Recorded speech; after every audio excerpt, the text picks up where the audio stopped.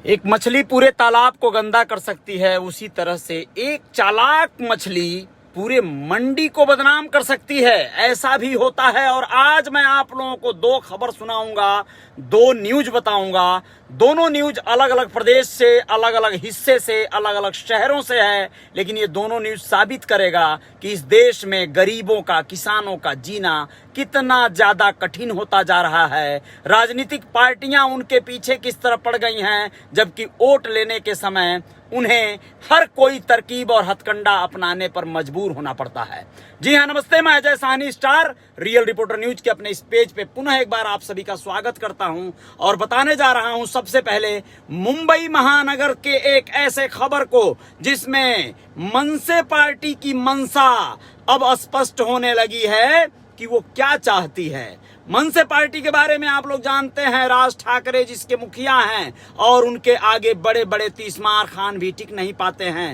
राजनीतिक धरातल पर भरे उनके पैर टिकते नजर ना आते हों, लेकिन उनके समक्ष नेताओं की औकात छोड़िए, बड़े बड़े गुंडे भी पानी मांगते हैं। कारण ये है कि वो खुद ही एक गुंडा हैं और इस तरह के गुंडा कि उनके पास गुंडों की फौज है। गुंडे कैसे? मनसे पार्टी के कार्यकर्ता।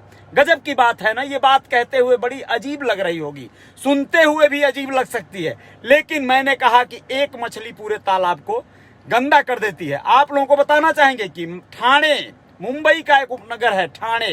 ठाणे में एक सब्जी वाला यानी फेरी वाले से एक महानगर पालिका की महिला का झड़प हो जाता है और उस झड़प में वह व्यक्ति उसके ऊपर हमला कर देता है।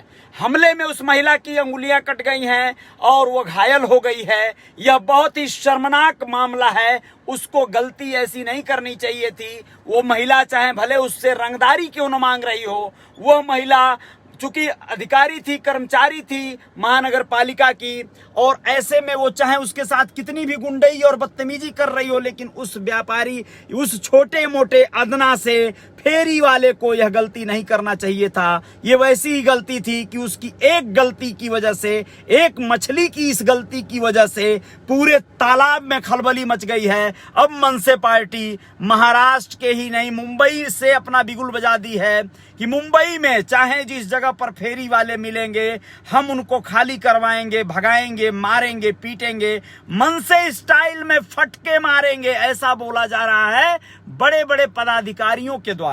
जी हां, मनसे के बड़े बड़े पदाधिकारियों के द्वारा बोला जा रहा है कि हम फेरी वालों को फटके मार के भगाएंगे अपने स्टाइल में।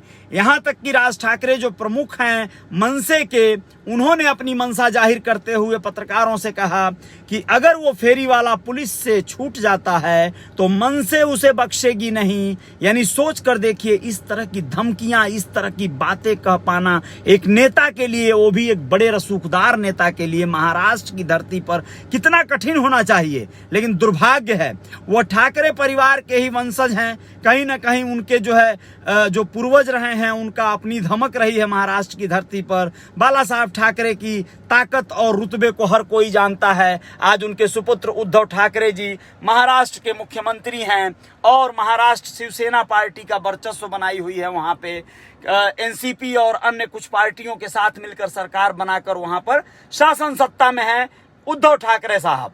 अब ऐसे में राज ठाकरे साहब जो उनके पटीदार हैं, उनका इस तरह का सब्जी वालों के पीछे, फेरी वालों के पीछे, छोटे मोटे खुमचे और ठेले लगाने वालों के पीछे पड़ जाना बहुत घातक साबित होगा। कोरोना और लॉकडाउन से बड़ी तबाही आ गई थी। बहुत से गरीब हैं, आप लोगों को भली भांति मालूम है कि फेरी लगाने वाले, ठेले लगाने वाले, खुमचे लगाने वाले, सब्जी बेचने वाले, तरकारी बेचने वाले, सड़कों के किनारे रेहड़ियों पर धंधे करने वाले लोग कौन हैं? वह एक्चुअल महाराष्ट्र के स्थानीय लोग नहीं हैं, वह बाहर से गए हुए परप्रांतीय हैं। और राज ठाकरे साहब का और मनसे का शुरू से ही परप्रांतीय मुद्दा अपने आप में चरम पर रहा है। आप लोग खूब जानते हैं उनकी पीटने की शैली को। उनके कार्यकर्ता दौड़ा दौड़ा कर सड़कों पर तमाम ऐसे छोटे मोटे काम काज करने वाले लोगों को पीट चुके हैं, भगा चुके हैं और ये मुहिम फिर से एक बार तूल पकड़ ली है। राज ठाकरे साहब ने एक के किसी के गलती का खामियाजा सबको भुगतने की चेतावनी दे डाली है। आंदोलन शुरू कर दिए हैं लोग फेरी वालों को भगाने का। अंधेरी उपनगर में ये नजारा देखने को मिला। यूट्यूब के तमाम वीडियोस पर आप लोग न्यूज़ों में देख लीजिएगा, बहुत दुखद पहलू है। दूसरी खबर आप लोगों को मुजफ्फरनगर से बताना चाहते हैं। चित्रा त्रिपाठी जो आज तक की बहुत बड़ी पत्रकारा हैं और आप लोग उनको खूब जानते हैं, पहचानते हैं, उनकी आक्रामक शैली को भी जानते हैं, लेकिन वो पहुंच गई मुजफ्फरनगर में किसानों की रैली। राकेश टिकैत के सामने उनका इंटरव्यू लेने की कवायद करने लगी। इस पर किसानों के आंदोलन के कुछ कर्मठी योद्धा, उन लोगों ने उन्हें थोड़ी सी ललकार क्या दिया, इसे मुद्दा बनाकर दूसरा ही रुख मोड़ दी चित्रा त्रिपाठी। पुलिस स्कॉट ने उनको सुरक्षा दिया और उनके गाड़ी तक छोड़ा। पीछे से हुडिंग होती रही कि गोदी मीडिया मुर्दाबाद। तो इसमें संदेह क्या है? गोदी मीडिया आप लोगों ने बनाकर रख दिया है अपने चैनल को, तो इसमें क्यों शर्म आ रही है? चित्रा त्रिपाठी ने कहा मेरा फोन छीन लिया गया। झूठ बोल रही है वो, उनका फोन नहीं छीना गया है, बल्कि वही कोई लड़का उनके फोन के साथ जो है शूटिंग कर रहा था उनके इस पूरे जो है कार्यशैली का, तो उन्होंने ही उसका फोन झपट्टा मारने का कोशिश किया और उल्टा चोर कोतवाल को डांटे वाले तर्ज पर कह रही हैं मेरा फोन छीनने की कोशिश की गई, मेरे साथ बदतमीजी की गई, मेरा हुडिंग किया गया। होना स्वाभाविक है। आप क्यों गई किसानों की रैली में? जिस किसान आंदोलन को यहाँ की मोदी सरकार, भारतीय जनता पार्टी सरकार के खिलाफ जो है इतने महीनों से किसान वहां जल रहे हैं, मर रहे हैं, उनकी सुध लेने वाला ये गोदी मीडिया कहां में आप क्या मजे लेने वहां चली गई थी? आपको जाना बिल्कुल नहीं चाहिए था किसान आंदोलन में। आपको कौन अधिकार दे दिया? तो फिर आप वहां बेइज्जत होंगी, इसमें कोई संदेह नहीं है। फिर भी किसानों ने मर्यादा रखा,